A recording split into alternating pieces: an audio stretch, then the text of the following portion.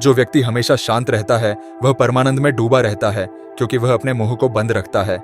इसलिए आज हम आपको मौन की गहराई में कितना सारा आनंद छुपा हुआ है, यह एक प्रसिद्ध कहानी के माध्यम से बताएंगे। तो चलिए कहानी की शुरुआत करते हैं। दोस्तों, बहुत समय पहले की बात है। एक नगरी में एक गुरुवर जंगलों के बीच अपनी कुटिया बनाकर रहा करते थे। आसपास बहुत ही अच्छा वातावरण था, शांत वातावरण था। वहां जो कोई भी जाता था वह अपना दुख भूल जाता था। उस वातावरण की शांति में मन को एक असीम शांति प्राप्त होती थी, जिससे जो भी कोई वहां अपने दुख लेकर जाता वह उसे भूल जाया करता। एक दिन वह गुरु अपने कुछ शिष्यों को उपदेश दे रहे थे। वह कह रहे थे, हमें अत्यधिक कम बोलना चाहिए। हमारे पास 2 कान और 1 मुंह है। इसका अर्थ यह है कि हम जितना बोलते हैं उसका 2 गुना हमें सुनना चाहिए, और यही प्रकृति भी चाहती है। इसलिए उसने हमें इस रूप में ढाला है। इसलिए इस प्रकृति ने हमें 2 कान और 1 मुंह दिया है। तुमने देखा होगा कि इस प्रकृति में जिस भी पदार्थ की संख्या अत्यधिक है उस पदार्थ की कीमत उतनी ही कम है, और जो पदार्थ बहुत कम है उसकी कीमत उतनी ही ज्यादा है। और यही नियम हमारी जीभ पर भी लागू होता है। हम जितना कम बोलेंगे लोग हमारी बातों को उतना ही गहराई से समझेंगे, हमें उतनी ही गंभीरता से लेंगे। वह हमारी बात सुनेंगे, समझेंगे और हमारी इज्जत भी करेंगे। उन गुरु की यह बात सुनकर उन सभी शिष्यों में से एक शिष्य खड़ा हुआ और उसने उन गुरु से कहा है, गुरुवर, आपकी बातों को बीच में काटने के लिए क्षमा चाहता हूं, लेकिन मेरा एक प्रश्न है, क्या मैं आपसे पूछ सकता हूं? इस पर वह गुरुवर कहते हैं, अवश्य पूछो, तुम क्या पूछना चाहते हो? तभी शिष्य कहता है, हे गुरुवर, यदि हम कम बोलेंगे तो हमारी बात सामने वाला किस तरह से समझ पाएगा? इस पर वह गुरुवर कहते हैं, तुम क्या कहना चाहते हो? तभी वह शिष्य उन गुरुवर से कहता है, गुरुवर, मान लीजिए कि मुझे किसी को उपदेश देना है और मैं उस उपदेश को थोड़ा ही बताता हूं, अर्थात कम बोलता हूं, तो भला वह उपदेश उन लोगों को किस तरह से समझ में आएगा? और यदि मैंने उनसे कम शब्द कहे, कम बातें कही और उन लोगों को वह बात समझ नहीं आई, तो वह लोग मुझे गलत समझेंगे, या फिर यह भी हो सकता है कि वो लोग मेरी बातों का गलत मतलब निकले। और हमने अक्सर अपने आसपास यह भी देखा है कि जब भी कोई झगड़ा करता है, मारपीट करता है, ऐसे समय पर जो व्यक्ति शांत रहता है, कम बोलता है, लोग उसे डरपोक समझते हैं, उसे मारते पीटते हैं, उसे डरपोक समझकर उसका उपहास करते हैं, अपशब्द कहते हैं। लेकिन वह कम बोलने वाला व्यक्ति उनसे कुछ नहीं कह पाता। इसीलिए गुरुवर तो ऐसे समय पर भी क्या हमारा शांत रहना उचित होगा? तभी वह गुरुवर मुस्कुराने लगे और अपने उस शिष्य से कहते हैं, मैं तुम्हें एक कहानी सुनाता हूँ। इस कहानी के जरिए तुम्हें तुम्हारे सभी सवालों के जवाब मिल जाएंगे। इस कहानी को बड़े ही ध्यानपूर्वक सुनना और इसे समझने का प्रयास करना।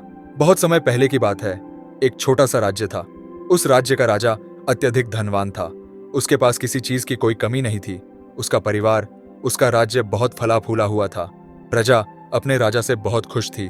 प्रजा हमेशा अपने राजा का गुणगान किया करती थी। एक दिन वह राजा भरे राजदरबार में यह ऐलान करता है कि जो भी व्यक्ति मेरे मन की बात मुझे साफ और स्पष्ट तौर पर बता देगा, मैं उसे 100 सोने के सिक्के इनाम में दूंगा।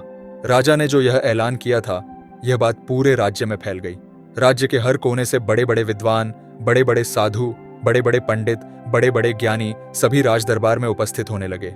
कोई कहता कि हे राजन, आप बहुत धनी हैं, तो कोई कहता आप बहुत विद्वान हैं। कोई उनकी राज्य की प्रशंसा करता तो कोई उनकी वीरता के गुण गाता। कोई उनकी प्रजा के बारे में कहता तो कोई उनकी ज्ञान की बातें करता। लेकिन सभी की बातें सुनकर राजा केवल एक ही बात कहता था, नहीं, इनमें से कोई भी बात मेरे मन में नहीं है। इनमें से कोई भी बात मेरे दिल की है ही नहीं। सभी ने बहुत प्रयत्न किए, सभी ने बहुत अच्छी अच्छी बातें उस राजा को बताई, लेकिन राजा हर बार केवल एक ही बात कहता था कि जो भी बातें आप लोगों ने कही है, ऐसी कोई भी बात मेरे मन में है ही नहीं। यह बात सुनकर वहां पर उपस्थित सभी लोग बहुत निराश हो चुके थे। किसी को कुछ समझ नहीं आ रहा था कि आखिर राजा के मन में क्या चल रहा है। राजा किस बात से प्रसन्न होंगे और कैसे उन्हें वह 100 सोने के सिक्के प्राप्त होंगे। जहां एक तरफ राजदरबार में बड़े बड़े विद्वान, पंडित, साधु उपस्थित थे, वहीं दूसरी तरफ उसी नगर में एक गरीब ब्राह्मण भी रहता था। एक दिन उसकी पत्नी उस ब्राह्मण से कहती है, आप यहाँ बैठे बैठे क्या कर रहे हो?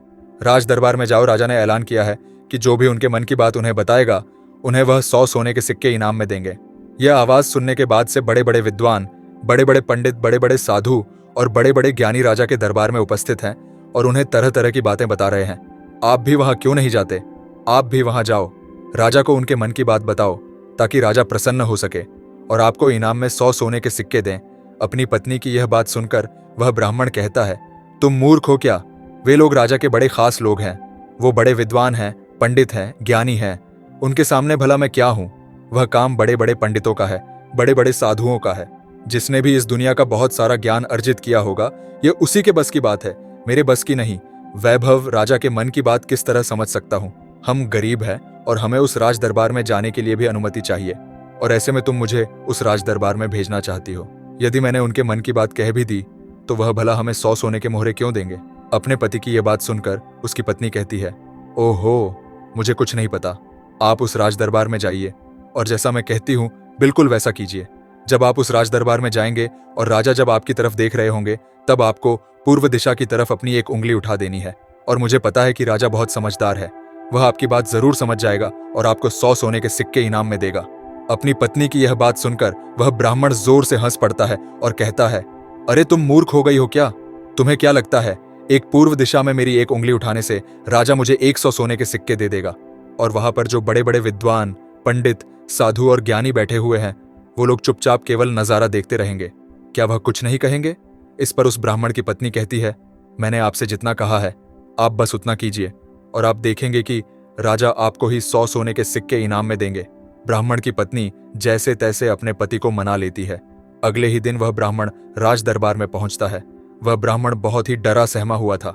इतने लोगों की भीड़ को देखकर वह बहुत डर रहा था, लेकिन वह अपनी पत्नी की बात मानकर उस राज दरबार में उपस्थित रहा, खड़ा रहा। जैसे ही राजा की नजर उस ब्राह्मण पर पड़ी, वह ब्राह्मण अपनी पत्नी की बात मानते हुए एक उंगली पूर्व दिशा की तरफ उठा देता है। यदि राजा बहुत प्रसन्न होता है और राजा तुरंत ही उसे 100 सोने के सिक्के इनाम में देता है। यह सब देख वहां पर उपस्थित बड़े बड़े विद्वान, पंडित, साधु और ज्ञानी सभी लोग आश्चर्यचकित रह गए कि आखिर ऐसा इसने क्या कह दिया जो राजा को बहुत अच्छा लगा। हर कोई यह सोचकर हैरान था कि इस ब्राह्मण ने तो केवल एक उंगली ही उठाई थी और इसे 100 सोने के सिक्के मिल भी गए। ये सब देखकर वहां पर उपस्थित हर कोई अचरज में था और वह ब्राह्मण अपने 100 सोने के सिक्के लेकर अपने घर लौट गया और खुशी खुशी वह 100 सोने के सिक्के अपनी बीवी के हाथ में रख देता है और कहता है, राजा ने मुझे ये 100 सोने के सिक्के इनाम में दिए हैं, और जैसा कि तुमने कहा था मैंने पूर्व दिशा की तरफ केवल एक उंगली ही उठाई थी, लेकिन मैं अब तक यह समझ नहीं पाया कि इसका अर्थ क्या हुआ। उस राजा को मेरी इस एक उंगली से क्या समझ में आया? उस ब्राह्मण की पत्नी उस ब्राह्मण से कहती है, यह सब जाने दो, आपको यह बात बताकर कोई मतलब नहीं। आप बैठ जाओ और कल फिर आपको उसी राज दरबार में फिर जाना है। वह ब्राह्मण कहता है, कल फिर जाना है? नहीं नहीं, मैं नहीं जाऊंगा। वैसे भी आज सभी लोग मुझे घूर घूर कर देख रहे थे। ना बाबा, ना मैं नहीं जाऊंगा। लेकिन जैसे तैसे उसकी पत्नी उसे समझा लेती है। अगले दिन ब्राह्मण एक बार फिर तैयार होता है और अपनी पत्नी से पूछता है, अच्छा बताओ, आज मुझे क्या करना है? तभी उस ब्राह्मण की पत्नी कहती है, आज आपको पश्चिम दिशा की तरफ अपनी एक उंगली उठानी है। वह अपनी पत्नी की बात मानकर फिर से एक बार राज दरबार पहुंच जाता है। जैसे ही राजा की नजर उस पर पहुंचती है, वह ब्राह्मण अपनी एक उंगली पश्चिम दिशा की ओर उठा देता है। ये देख राजा एक बार फिर प्रसन्न हो जाता है। वह राजा उन्हें 100 सोने के सिक्के फिर से इनाम दे देता है। ये सब देखकर वहां पर उपस्थित हर कोई बड़ा हैरान थे। हर कोई अचरज में था कि आखिर यह सब हो क्या रहा है। हम यहाँ पर अच्छी अच्छी बातें बता रहे हैं, राजा को तरह तरह का ज्ञान दे रहे हैं, लेकिन राजा उससे प्रसन्न नहीं हो रहे, और यह ब्राह्मण है कि केवल एक उंगली उठाता है और राजा उसकी बातों से खुश हो जाते हैं। उसे 100 सोने के सिक्के ही इनाम में दे देते हैं। और तो और ये कुछ बोलता भी नहीं, चुपचाप आता है, उंगली उठाता है, इनाम लेता है और चला जाता है। हर कोई केवल बस यही जानना चाहता था कि आखिर उस ब्राह्मण को ऐसा कौन सा ज्ञान है जो उनके पास नहीं। अगले दिन फिर से वह ब्राह्मण राज दरबार में आता है और अब की बार वह अपनी उंगली उत्तर दिशा की तरफ उठाता है, और अब की बार भी राजा प्रसन्न होकर उसे 100 सोने के सिक्के इनाम में देते हैं। ये सब देख देख कर वहां पर उपस्थित हर बड़ा से बड़ा विद्वान थक चुका था। उन्हें कुछ भी समझ नहीं आ रहा था कि आखिर एक उंगली उठाने से राजा किस तरह से प्रसन्न हो जा रहे हैं। यह बात देखकर हर किसी ने यह तय किया कि अब यदि उंगली उठाने से ही उन्हें इनाम मिल सकता है, तो वह राजा के सामने बड़ी बड़ी बातें क्यों करें, बड़ा बड़ा ज्ञान राजा को क्यों बताएं। उससे अच्छा है कि वह सब मिलकर एक ही दिशा की तरफ उंगली उठाएंगे। सभी ने मिलकर यह तय कर लिया था। अगले दिन सुबह सुबह वह ब्राह्मण फिर से राज दरबार में आने के लिए तैयार हो रहा था और वह अपनी पत्नी से पूछता है, बताओ आज मुझे क्या करना होगा? इस पर उसकी पत्नी कहती है, आज आपको कुछ नहीं करना, आज आप घर पर ही बैठे। उस दिन सभी ब्राह्मण, सभी विद्वान, सभी साधु संत वहां पर उपस्थित थे। राजा के आते ही सब खड़े हुए। जैसे ही राजा की नजर उनसे मिली, सभी ने दक्षिण दिशा की तरफ अपनी उंगली उठा दी। यह देखकर राजा को बड़ा क्रोध आया। राजा ने गुस्से में सभी पंडितों को, सभी विद्वानों को कारावास में डलवा दिया और यह देखकर वहां पर उपस्थित हर बड़ा से बड़ा विद्वान आश्चर्यचकित था। वह हैरान था कि आखिर हमने ऐसी क्या गलती कर दी। जब वह ब्राह्मण अलग अलग दिशाओं में अपनी उंगली उठाता है तो उसे 100 सोने के सिक्के इनाम में मिलते हैं, और आज जब हमने एक साथ एक ही दिशा की तरफ अपनी उंगली उठाई तो हमने क्या गलत कर दिया भला? राजा क्या समझ रहा है? ऐसा कौन सा ज्ञान है, ऐसा कौन सा राज है जो हम नहीं जानते, जिसके बारे में हम में से किसी को कुछ नहीं पता? ये उंगली करने वाला कौन सा नया ज्ञान है जो हमने आज तक नहीं सीखा, जिसके बारे में हम में से किसी को आज तक कुछ नहीं पता? जब उन विद्वानों की पत्नियों को यह पता चला कि राजा ने उन्हें कारावास में डाल दिया है, तब उनकी पत्नी राजा के पास विनती करने आई कि वह उन्हें छोड़ दें, उनसे गलती हो गई। लेकिन राजा ने किसी की एक ना सुनी, और जब उन सभी को यह लगने लगा कि राजा उनके पतियों को नहीं छोड़ने वाले, तो वे सभी उसी ब्राह्मण के पास पहुंचे और वहां जाकर वह उनसे विनती करने लगे कि वह उनके पतियों की मदद करे, कारावास से बाहर निकाले। राजा ने उन्हें कारावास में डाल दिया है और हमने उनसे कई बार विनती की, आग्रह किया कि वह उन्हें छोड़ दे। उनसे गलती हो गई, लेकिन राजा ने एक ना सुनी। इसलिए हम सभी आपके पास आए हैं, कृपया हमारी मदद करें। उस ब्राह्मण ने और उसकी पत्नी ने सारी बातें ध्यानपूर्वक सुनी। उसके बाद उस गरीब ब्राह्मण की पत्नी राजदरबार जाती है, और जैसे ही राजदरबार में राजा की नजर उस गरीब ब्राह्मण की पत्नी पर पड़ती है तो राजा अपनी 2 उंगलियां खड़ा करता है, और तभी वह ब्राह्मण की पत्नी अपने पैर पर ताली मारती है। यह देखकर राजा तुरंत ही अपने अधिकारियों को आदेश देता है कि जाओ, उन सभी को कार्यवाहियों से बाहर निकालो। ये सब देखकर वहां पर जो उपस्थित पंडित थे, उनकी हैरानी का कोई ठिकाना नहीं रह गया था। उन्हें यह समझ ही नहीं आ रहा था कि आखिर यह कौन सी विद्या है, यह कौन सा ज्ञान है। तभी वह ब्राह्मण एक उंगली खड़ी करता है, कभी राजा 2 उंगलियां खड़ी करता है, और कभी यह ब्राह्मण की पत्नी अपने टांगों पर ताली पीटती है। आखिर यह सब चल क्या रहा है? आखिर यह सब हो क्या रहा है? सभी मिलकर यह तय करते हैं कि इसका जवाब तो हमें वह गरीब ब्राह्मण ही देगा।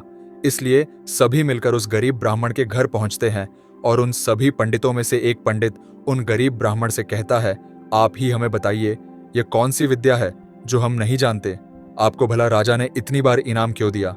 और जब हमने एक दिशा में उंगली उठाई तो हमें कारावास में डाल दिया, और जब हमारी पत्नियां हमें छुड़ाने आई, उन्होंने राजा से विनती की, राजा से आग्रह किया कि वह हमें छोड़ दें, लेकिन राजा ने उनकी एक ना सुनी। और जब आपकी पत्नी उसी राज दरबार में आती है तो उनके केवल एक आदेश पर, उनके केवल एक इशारे पर राजा हमें कारावास से छोड़ देता है। आखिर यह सब हो क्या रहा है? आखिर आपने यह सब कैसे किया? क्या आप हमें भी यह ज्ञान दे सकते हैं? क्या आप हमें भी यह विद्या सिखा सकते हैं?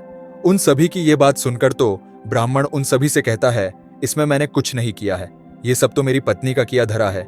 ये सब ज्ञान तो उसने ही मुझे दिया है, और उसने जैसा मुझसे कहा मैं वैसा करता चला गया।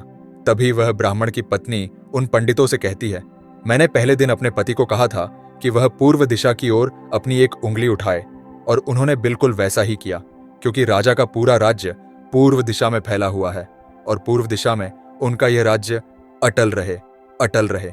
कुछ यही बात राजा के मन में भी चल रही थी, जो राजा के दिल की बात थी। इसीलिए राजा प्रसन्न हुआ, और राजा ने मेरे पति को 100 सोने के सिक्के दिए। दूसरे दिन जब मेरे पति आए तो मैंने उन्हें कहा कि तुम आज के दिन पश्चिम दिशा की तरफ अपनी एक उंगली उठाना, जिसका अर्थ यह था कि आपका राज्य सूरज के उगने से ढलने तक के बीच में आप ही का राज्य रहेगा। यह बात राजा समझ चुके थे, क्योंकि राजा बहुत ज्ञानी है। इसी कारण राजा ने फिर से प्रसन्न होकर मेरे पति को 100 सोने के सिक्के दिए। तीसरे दिन मैंने अपने पति को यह कहा था कि वह उत्तर दिशा की ओर अपनी उंगली उठाए, और उन्होंने राज दरबार में बिल्कुल वैसा ही किया। उत्तर दिशा की तरफ उंगली उठाने का अर्थ यह था कि जिस प्रकार इस राज्य के जो पहले राजा थे उनका राज्य अटल था, ठीक उसी प्रकार आपका राज्य भी अटल रहेगा। और यह बात भी राजा के मन की ही थी, जिस कारण राजा ने प्रसन्न होकर उन्हें 100 सोने के सिक्के इनाम दिए। लेकिन चौथे दिन जब मेरे पति तैयार होकर राज दरबार के लिए निकल रहे थे, तब मैंने इन्हें मना कर दिया। मैंने इन्हें घर पर ही बिठा दिया, क्योंकि मैं जानती थी अब आगे हमें कोई भी सोने के सिक्के नहीं मिलने वाले। उनके मन की जो भी बातें थी वह हमने पहले ही कर दी थी।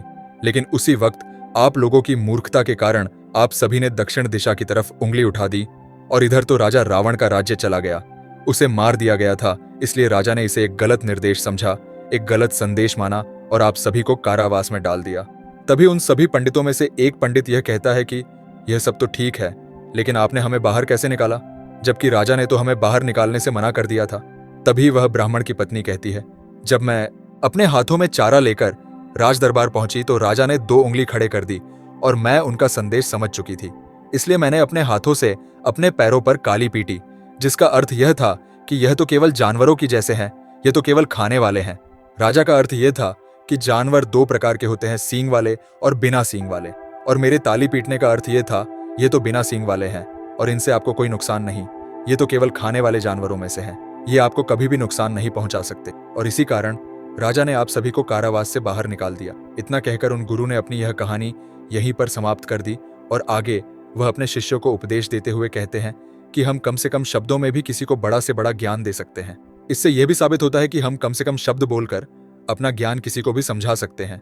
लेकिन यहां पर एक बात और समझने वाली यह है कि जो ज्ञान अर्जित कर रहा है, जिसे हम यह ज्ञान दे रहे हैं, वह अभी उस ज्ञान को समझने वाला होना चाहिए, ज्ञानी होना चाहिए, तभी तो ज्ञान देने का हमारा मकसद पूरा हो सकेगा। अन्यथा हम चाहे कितने भी शब्द बोले, उसे कितना भी समझा ले, उसे कितना भी ज्ञान क्यों ना दे दे, हमारा मकसद कभी पूरा नहीं हो पाएगा, क्योंकि वह हमारी बातें कभी समझ ही नहीं पाएगा। वह तो एक जानवर की तरह होगा जिसे ज्ञान देकर हमारा कोई लाभ नहीं होगा। अज्ञानी को ज्ञान देकर हमें कोई लाभ नहीं। हाँ, यदि आप अज्ञानी को ज्ञान देना ही चाहते हैं तो इसका अर्थ यह नहीं कि आप ज्यादा शब्दों का उपयोग करें, आप बहुत कम शब्दों में भी उसे वह ज्ञान दे सकते हैं। आगे वह गुरुवर अपने सभी शिष्यों से कहते हैं कि हमें अपने जीवन में इन 5 परिस्थितियों में हमेशा चुप रहना चाहिए। जब भी कोई इन 5 परिस्थितियों के समय पर बहुत कम बोलता है या फिर बोलता ही नहीं है, तो ऐसे लोगों को इज्जत दी जाती है, उनका सम्मान किया जाता है, उन्हें एक अलग नजर से देखा जाता है। ऐसे लोगों को लोग ज्ञानी समझते हैं क्योंकि उन्हें पता है कब और कहां बोलना है और कितना बोलना है। सबसे पहली बात बताते हुए वह गुरुवर कहते हैं कि जब कोई व्यक्ति तुम्हारी भावनाओं को, तुम्हारे शब्दों को नहीं समझ पा रहा, ऐसी परिस्थिति में इंसान का चुप रहना ही उचित है, क्योंकि हम में से अधिकांश से लोग बेवजह ही अपने दुख, अपनी पीड़ाएं, अपनी तकलीफें लोगों के साथ साझा करने की आदत होती है। लेकिन वह यह नहीं जानते कि जिन्हें वह अपनी तकलीफें साझा कर रहे हैं, उन्हें आपकी तकलीफों से कोई मतलब नहीं। वह तो आपकी तकलीफों का फायदा उठाना चाहते हैं, वह तो आपकी तकलीफों को सुनकर मन ही मन में खुश हो रहे हैं, क्योंकि उन्हें अब यह पता चल चुका है कि जितना कुछ वह आपको समझते थे, जितना सुखी वह आपको समझते थे, आप अंदर से उतने सुखी हैं नहीं। आपका सुख चैन लुट चुका है और यह जानकर उन्हें बहुत प्रसन्नता होती है। वह बहुत खुश होते हैं और ऐसे समय पर वह आपका साथ भी छोड़ देते हैं, क्योंकि कोई भी एक दुखी व्यक्ति के साथ रहना पसंद नहीं करता। इसलिए जब भी ऐसी कोई परिस्थिति आए, जब आपको लगे कि मुझे अपनी भावनाओं को, अपने शब्दों को किसी के साथ साझा करना चाहिए, तो ऐसे समय पर आप अपने कुछ करीबी खास परिवार के सदस्य हो या फिर कुछ ऐसे खास मित्रों से अपनी बात साझा कर सकते हैं जिन पर आपको पूरा यकीन हो। और अन्यथा यदि आप किसी और के साथ अपने मन की यह बातें साझा करेंगे तो वह लोग आपको बेवकूफ समझेंगे और ऐसे समय पर आप केवल मजाक के पात्र ही बनेंगे। दूसरी जगह जहां पर हमें चुप रहना चाहिए, जब हमें किसी विशेष मौके के बारे में अधूरी जानकारी हो, किसी विशेष घटना के बारे में जब हम नहीं जानते, जब हमें अधूरा ज्ञान हो, तो ऐसे मौके पर हमेशा चुप रहना चाहिए। हम में से अधिकांश लोगों को यह शौक होता है कि वह अपने ज्ञान का प्रदर्शन करें, लेकिन अधिकांश लोगों को आपने देखा होगा कि उन्हें उस विषय के बारे में अधूरा ज्ञान होता है, जिस कारण वह हर समय लोगों के बीच मजाक का पात्र बनते हैं। लोग उनकी खिल्ली उड़ाते हैं, उनका मजाक बनाते हैं और ऐसे व्यक्तियों को लोग कभी गंभीरता से नहीं सुनते, उन्हें कभी गंभीरता से नहीं लेते। जो भी बातें हमने इधर उधर से सुनी है, जिनका हमें ज्ञान नहीं है, उन बातों को लेकर हमें कभी भी दूसरों को नहीं समझाना चाहिए, ना ही अपनी बातों को दूसरों से मनवाना चाहिए। आगे गुरुवर अपने शिष्यों को तीसरी बात बताते हुए कहते हैं, जब कोई इंसान किसी दूसरे व्यक्ति की बुराई कर रहा हो तो ऐसे समय पर तुम्हें चुप रहना चाहिए, क्योंकि ऐसा व्यक्ति कभी किसी का नहीं होता। तुम जिस नकारात्मक बातों का हिस्सा बनने जा रहे हो, वह नकारात्मक बातें तुम्हारे मन में प्रवेश करती चली जाएंगी और धीरे धीरे यह नकारात्मक बातें तुम पर हावी होने लगेंगी और फिर तुम भी उसी की तरह नकारात्मक बातें सुनने लगोगे, सोचने लगोगे और करने लगोगे। इसीलिए कभी भी इन चीजों का हिस्सा ना बने, क्योंकि जो व्यक्ति तुम्हारे सामने किसी तीसरे व्यक्ति की बुराई कर रहा है, ऐसा जरूरी नहीं कि वह तुम्हारी बुराई उस तीसरे व्यक्ति के सामने ना कर रहा हो। ऐसे व्यक्ति कभी किसी के नहीं होते, वह पीठ पीछे एक दूसरे की बुराई करते ही रहते हैं। इसीलिए जब भी कोई व्यक्ति तुम्हारे सामने किसी तीसरे व्यक्ति की बुराई कर रहा हो, तो तुम्हें उसकी बातें केवल ध्यानपूर्वक सुननी है, लेकिन उस पर कोई भी प्रतिक्रिया नहीं देनी। आगे वह गुरुवर अपने शिष्यों को अगली बात बताते हुए कहते हैं, जब कोई व्यक्ति तुम पर गुस्सा कर रहा हो, तुम पर चिल्ला रहा हो, तुम्हारा अपमान कर रहा हो, तुम्हें अपशब्द कह रहा हो, ऐसे वक्त पर तुम्हें शांत रहना चाहिए, चुप रहना चाहिए, क्योंकि तुम्हारे मौन से बड़ा और कोई हथियार नहीं। तुम चुप रहकर उसके सभी सवालों का जवाब उसे दे सकते हो, और तो और तुम चुप रहकर उसके गुस्से को शांत करने में उसकी मदद भी कर सकते हो। और ऐसा करने से तुम इस परिस्थिति को और बिगड़ने से बचा सकते हो। और देखना, जब गुस्सा करने वाला व्यक्ति शांत होगा, जब उसका गुस्सा शांत हो जाएगा, तो उसे अपनी गलती का एहसास भी होगा और वह तुमसे माफी भी मांगेगा। इसलिए तुम्हें ऐसे जगहों पर चुप रहना चाहिए, किंतु तुम्हें हर जगह पर चुप भी नहीं रहना चाहिए। जब तुम्हें लगे कि कोई व्यक्ति गलत कर रहा हो, तो उसका विरोध कर शांत मत रखो, क्योंकि यदि तुम ऐसी परिस्थिति में चुप रहोगे तो वह तुम्हें कमजोर समझेगा, तुम्हें डरपोक समझेगा और तुम्हारे इस कमजोरी का फायदा भी उठाएगा। गुस्से का यह जो तरीका है, ये केवल अपनों के साथ ही अच्छा है, जैसे तुम्हारा परिवार, सगे संबंधी, तुम्हारे खास मित्र। लेकिन हर इंसान के सामने तुम्हें ऐसे नहीं रहना। यदि तुम्हारे साथ कोई गलत कर रहा हो तो इसका जवाब तुम्हें उसे अवश्य देना चाहिए। आगे वह गुरुवर अपने शिष्यों को 5वीं बात बताते हुए कहते हैं कि जब कोई व्यक्ति अपने मन की बात, कोई घटना या कोई दुख भरी बातें तुम्हारे साथ साझा कर रहा हो, तो ऐसी स्थिति में हमें चुप रहकर ध्यानपूर्वक उसकी सारी बातें सुननी चाहिए। आपने तो देखा ही होगा, जब हम अपनी परेशानी किसी के साथ साझा कर रहे होते हैं, उसी वक्त हमारा कोई ऐसा मित्र या फिर कोई ऐसा सगा संबंधी अवश्य होता है जो हमारी बात पूरी करने से पहले हमें समाधान देना शुरू कर देता है। और जब कोई ऐसा करता है तो हमारे मन में क्रोध उत्पन्न होता है। हम उस व्यक्ति से बात तक करना पसंद नहीं करते, जबकि ऐसी परिस्थिति में हमें शांत रहना चाहिए, क्योंकि सामने वाला हमसे यही उम्मीद करता है। हम शांत रहकर उसकी सारी बातें ध्यानपूर्वक सुनें, जिससे जब वह अपनी बात पूरी करे तो उसे शांति का अनुभव हो। और जब हम ऐसा करते हैं तो उसके मन में हमारे लिए और भी इज्जत बढ़ जाती है। वह यह जान पाता है कि कोई तो है जो हमारी बातें सुनता है, हमें समझता है, जिससे वह तुम्हारी और भी इज्जत करता है, वह तुम्हारा और भी सम्मान करने लगता है। इसलिए ऐसी परिस्थितियों में हमें चुप रहना चाहिए। इतना कहकर वह गुरुवर आगे कहते हैं कि इन 5 स्थितियों को हमेशा याद रखना। और यहाँ पर इंसान को हमेशा कम ही बोलना चाहिए, क्योंकि इंसान एक दुकान की तरह है और दुकान का ताला है हमारी जीभ। और जब इस ताले से हमारी दुकान खुलती है, अर्थात हमारे अंदर की बातें जब बाहर आती हैं, तभी पता चलता है कि ये इंसान अंदर से कोयले का है या फिर सोने का। इसीलिए कम बोलें, लेकिन अपने शब्दों की कीमत बढ़ा दें। और यह तभी होगा जब आप हर परिस्थितियों में सोच समझकर बोलेंगे, कम बोलेंगे और उचित बोलेंगे। तो चलिए दर्शकों, अब हर व्यक्ति का कर्म कैसे वापस लौट कर आता है, इस विषय पर एक अद्भुत अगली कहानी की शुरुआत करते हैं दोस्तों। कहा जाता है कि कर्म किसी मनुष्य का मोहताज नहीं होता, बल्कि हम मनुष्य कर्मों के मोहताज अवश्य होते हैं, क्योंकि कर्म सर्वोपरि है, सर्वश्रेष्ठ है। और यदि कोई मनुष्य यह सोचता है कि वह कोई कर्म नहीं करता, तो यह उसकी सबसे बड़ी भूल है, क्योंकि बिना कर्म के कोई भी मनुष्य एक पल के लिए भी जीवित नहीं रह सकता, क्योंकि यह संसार इसी तरह से बनाया गया है। और इस संसार में हर एक मनुष्य अपना कर्म अवश्य करता है, वह चाहे या ना चाहे, लेकिन उसे कर्म तो करने ही पड़ते हैं। और यह जरूरी भी है।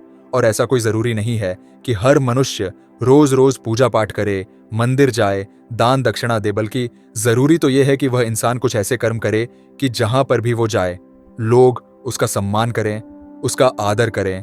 और जो कोई मनुष्य प्रकृति के हर एक नियमों का पालन करता है, वह परमात्मा के करीब होता है। और यदि परमात्मा भी इस संसार में जन्म लेते हैं, तो उन्हें भी इस संसार के नियमों का पालन करना ही पड़ता है। उन्हें अपने जीवन में कर्मों को करना ही पड़ता है। इससे कोई मुक्त नहीं हो सकता, क्योंकि यही इस संसार का नियम है। पर यहाँ पर कर्म भी 2 प्रकार के होते हैं, अच्छे और बुरे।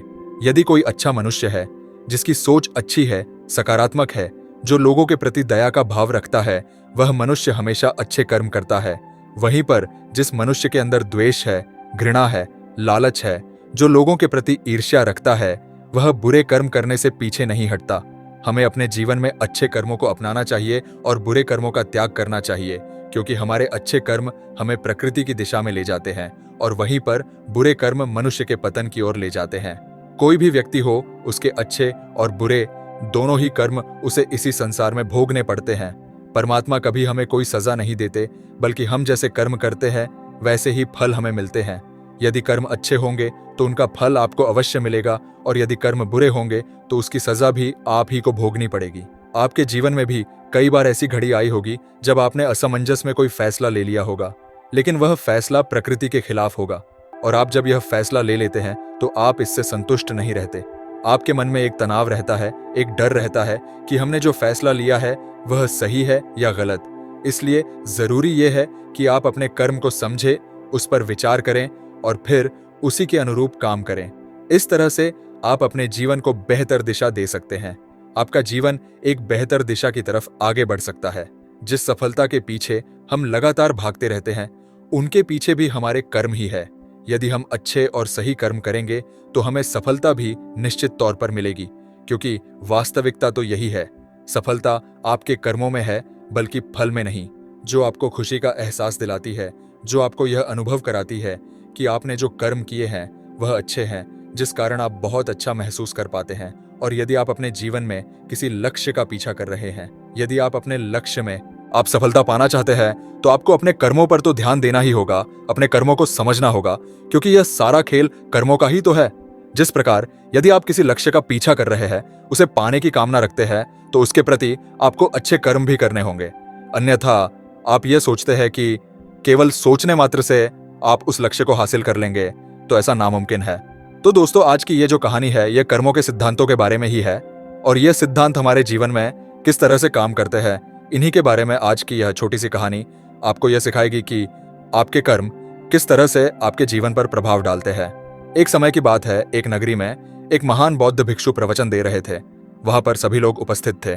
जैसे ही प्रवचन समाप्त हुआ, उन प्रवचन सुनने वालों में से एक व्यक्ति ने उन बौद्ध भिक्षु से कहा है, गुरुवर, मेरे मन में एक प्रश्न है, यदि आपकी आज्ञा हो तो मैं आपसे पूछना चाहता हूँ। इस पर वह बौद्ध भिक्षु उस व्यक्ति से कहते हैं, हाँ जरूर पूछिए, आपका क्या प्रश्न है।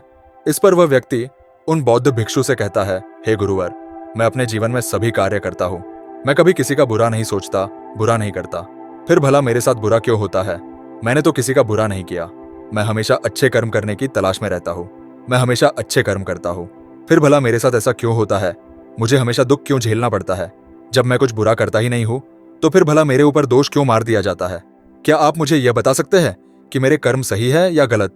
क्या आप मुझे कर्मों के बारे में स्पष्ट तौर पर समझा सकते हैं? क्या आप मुझे कर्मों के उन सिद्धांतों के बारे में बता सकते हैं जिसकी मदद से मैं अपने कर्मों को और सुधार सकूं? मैं यहाँ पर यह जानने आया हूँ कि मेरे इतने अच्छे कर्म करने के बाद भी मुझे दुख क्यों मिलता है, मुझे हमेशा तकलीफें क्यों उठानी पड़ती है। और मैंने तो ये भी देखा है कि जो मनुष्य दूसरे को तकलीफ देता है, दूसरों के प्रति मन में ईर्ष्या रखता है, वह हमेशा खुश रहता है, उसके साथ हमेशा अच्छा होता है। ऐसा क्यों? उस व्यक्ति की सारी बात उन बौद्ध भिक्षु ने बड़े ही ध्यानपूर्वक सुनी, और उसके बाद उन्होंने उस व्यक्ति से कहा, अच्छा, तुम्हें ऐसा क्यों लगता है कि तुम अच्छे कर्म कर रहे हो और जो तुमने अच्छे कर्म किए हैं उसका फल भी तुम्हें नहीं मिला? और जैसा कि तुमने कहा, तुमने कुछ ऐसे लोगों को भी देखा है जो बुरे कर्म करते हैं, लोगों के प्रति ईर्ष्या रखते हैं, द्वेष रखते हैं, उन्हें उनके कर्मों का फल बुरा नहीं मिल रहा। इस पर वह व्यक्ति कहता है, हे गुरुवर, मैंने कभी किसी का बुरा नहीं चाहा, न ही किसी का बुरा किया है, तो यह मेरे अच्छे कर्म ही तो किए हैं। इस पर वह बौद्ध भिक्षु मुस्कुराने लगे और उस व्यक्ति से कहते हैं, आज मैं तुम्हें कुछ ऐसे सिद्धांत बताने वाला हूं जिनके बारे में तुम्हें जानना आवश्यक है। कर्म किस तरह से काम करते हैं और इनका हमारे जीवन पर क्या प्रभाव पड़ता है, ताकि हम अपने जीवन से कुछ सीख सकें, अपने जीवन को एक सही दिशा दे सकें और हम अपने इस जीवन को अपनी इच्छा अनुसार जी सकें। क्योंकि आप में से कईयों ने यह सुना होगा कि हमारे कर्म ही हमारा भाग्य है। इसलिए मैं आपको यह समझाना चाहता हूं कि हमारे कर्म कोई पत्थर की लकीर नहीं जिन्हें बदला नहीं जा सकता, बल्कि हम अपने जीवन को उन विचारों से, उन कार्यों से बदल सकते हैं जिन्हें हम अभी चुनते हैं। क्योंकि इस संसार में ऐसा कोई मनुष्य नहीं है जो बिना कर्म किए जीवित रह सके, क्योंकि हम में से हर एक व्यक्ति अपने जीवन में कर्म करता ही है, और हमारे द्वारा सुबह से लेकर रात तक होने वाली शारीरिक और मानसिक कार्य जो हमारे ऊपर असर डालते हैं, ये सब हमारे कर्म ही है। ये कर्म केवल वह नहीं जो हम बाहरी तौर पर करते हैं या फिर बाहरी तौर पर हमें दिखाई पड़ता है, बल्कि हमारे कहे गए शब्द, हमारे विचार, हमारे भाव, यह भी कर्म ही है। कोई भी ऐसा कर्म जिसका होने का कारण हम हैं, वह हमारे कर्म ही होते हैं। जैसे हमारा बैठना, उठना, चलना, पीना, खाना, सोचना, विचार करना, हमारे मन में उत्पन्न होने वाले भाव भी यह सारे कर्म ही है। सबसे पहले तो तुम्हें यह समझने की आवश्यकता है कि इस ब्रह्मांड में जो भी ऊर्जा है उसका एक रूप है, जिसमें हमारे विचार और भावनाएं भी शामिल हैं, जो निरंतर चलता रहता है। और फिर जब हम अपने विचार, अपनी भावनाओं को इस ब्रह्मांड की ओर छोड़ते हैं, चाहे वह अच्छे हो या बुरे, वह ऊर्जा कभी नष्ट नहीं होती, बल्कि यह तो किसी न किसी रूप में हमारे पास वापस लौट कर आती है। और यदि यह ऊर्जा सकारात्मक होगी तो इसका परिणाम आपको सकारात्मक मिलेगा, और वहीं पर यदि यह ऊर्जा नकारात्मक होगी तो इसका परिणाम आपको नकारात्मक ही मिलेगा। आगे वह बौद्ध भिक्षु उस व्यक्ति से कहते हैं कि मैं तुम्हें अब कर्मों के कुछ सिद्धांत के बारे में बताने वाला हूं, जिन्हें जानने के बाद तुम्हें यह स्पष्ट हो जाएगा कि तुमने अच्छे कर्म किए या बुरे, और ये कर्म हमारे जीवन में किस तरह से असर डालते हैं, हमारे जीवन पर इसका किस तरह से प्रभाव पड़ता है। आगे वह बौद्ध भिक्षु उस व्यक्ति से कहते हैं कि कर्मों का पहला सिद्धांत यह कहता है कि हम जो भी विचार या ऊर्जा इस ब्रह्मांड को देते हैं वह हमारे पास अवश्य लौट कर आती है, फिर चाहे वह सकारात्मक हो या नकारात्मक। यदि तुमने अच्छी ऊर्जा ब्रह्मांड की ओर भेजी होगी तो तुम्हारे पास अच्छी ऊर्जा ही लौट कर आएगी। यदि तुमने नकारात्मक ऊर्जा इस ब्रह्मांड की ओर भेजी होगी तो नकारात्मक ऊर्जा ही तुम्हारे पास वापस लौटेगी, क्योंकि यह ब्रह्मांड अच्छे और बुरे का भेद नहीं समझता। अच्छा क्या है, बुरा क्या है, यह नहीं जानता। अच्छा और बुरा इसकी पहचान करना तो हमें आता है, इसलिए हम अपने मन में अच्छे विचार रखने चाहिए ताकि आपको अच्छे फल मिल सके। वहीं पर अगर आप बुरे विचार रखते हैं तो उसके होने वाले दुष्परिणामों से भी आपको कोई नहीं बचा सकता, उसे आपको भोगना ही पड़ेगा। कर्मों का दूसरा सिद्धांत यह कहता है हम अपने जीवन में जो कुछ भी पाना चाहते हैं पहले हमें खुद को उस लायक बनाना होगा। जैसे कि अगर हम दूसरे से यह आशा करते हैं कि वह हमारा सम्मान करे, हमारा आदर करे, तो इसके लिए हमें पहले खुद ही दूसरों का आदर और सम्मान करना आना चाहिए, या फिर इसे यूं भी कह सकते हैं कि पहले आपको उस काबिल बनना होगा ताकि वह लोग आपका सम्मान कर सके, आपका आदर कर सके।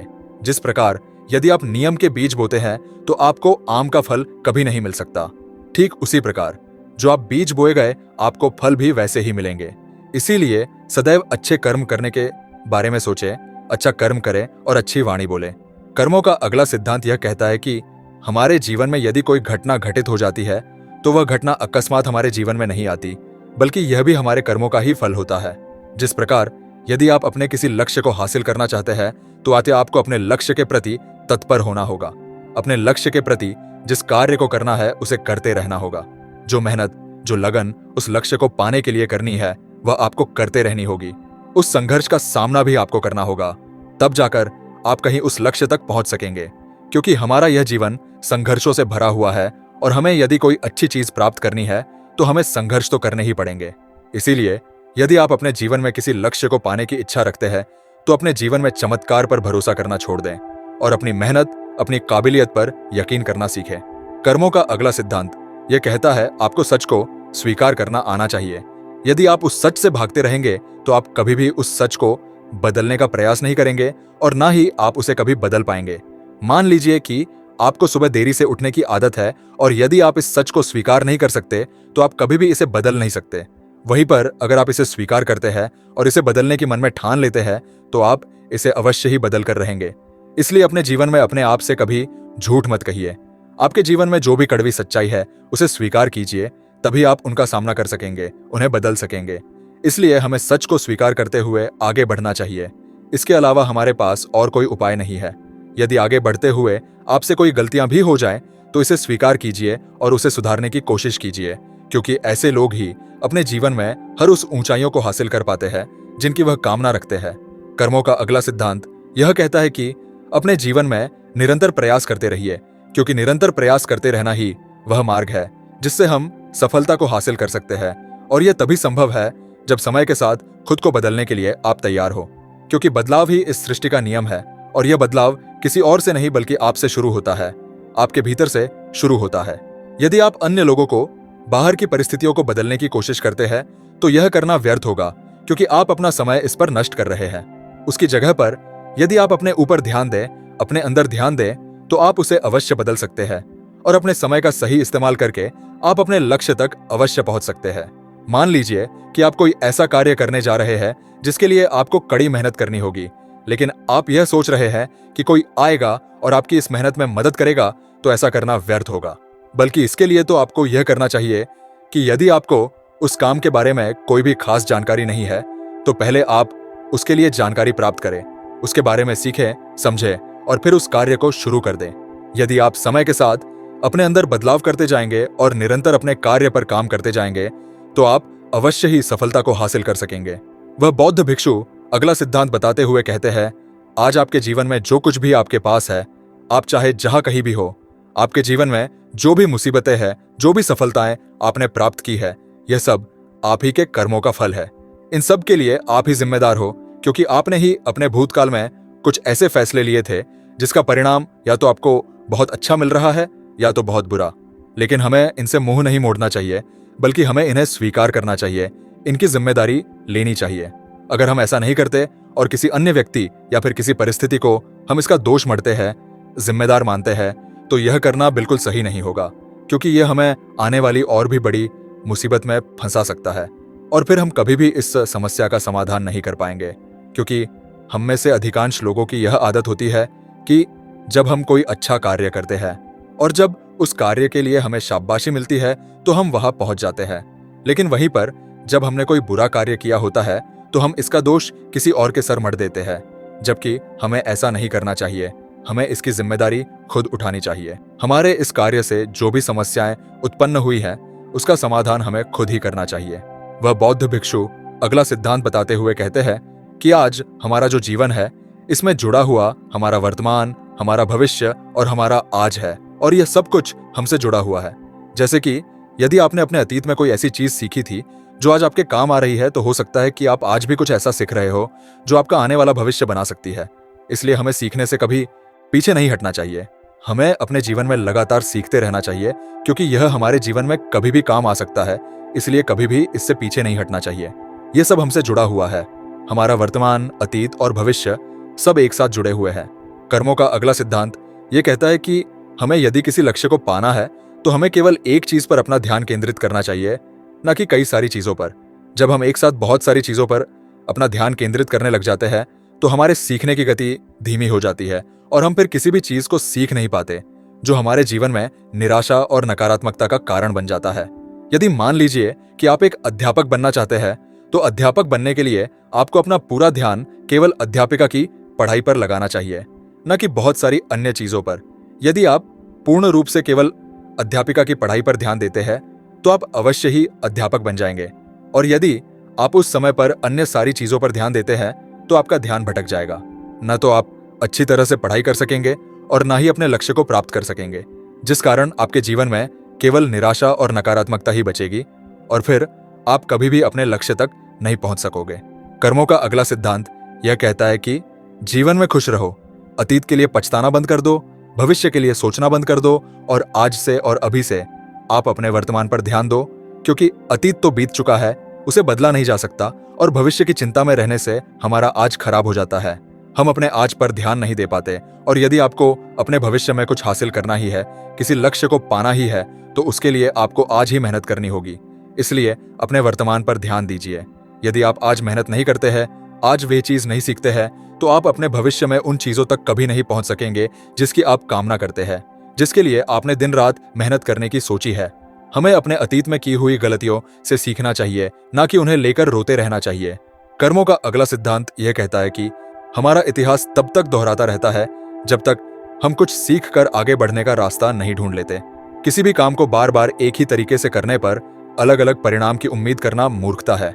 इसलिए हमें अपने जीवन में सीखते रहना आवश्यक है, फिर वह चाहे अपनी गलतियों से ही क्यों ना हो, फिर वह चाहे किसी और की गलतियों से ही क्यों ना हो, लेकिन सीखना आवश्यक है। अपने जीवन में बदलाव लाना आवश्यक है, अन्य रास्तों की खोज करना आवश्यक है। मान लीजिए कि आप किसी ऐसे रास्ते पर चलना चाहते हैं जहां पर कई सारे कांटे हैं, और आपके पास जो ज्ञान है वह यही कहता है कि आपको इसी रास्ते से आगे बढ़कर जाना होगा। तो आप जब भी उस रास्ते से आगे बढ़ेंगे तो आपके पैरों में कांटे तो अवश्य चुभेंगे, जिससे आपको तकलीफ भी होगी, और आप उस रास्ते पर चलने से डरेंगे भी, और उसका परिणाम भी आपको कुछ खास नहीं मिलेगा। लेकिन यहीं पर आप यदि अपनी इस गलती से सीख लें तो आप यह समझ सकते हैं कि आप कोई और रास्ता ढूंढ सकते हैं अपने उस मंजिल तक पहुंचने के लिए जहां पर कांटे ना हो, और वह रास्ता भी आपके लिए सही हो। क्योंकि एक ही गलती बार बार दोहराना आपको कभी भी अपने लक्ष्य तक पहुंचने नहीं देगा। इसलिए अपने रास्तों को बदलकर देखना भी जरूरी है। अपनी गलतियों से सीखना और उन्हें सुधारना भी बहुत जरूरी है।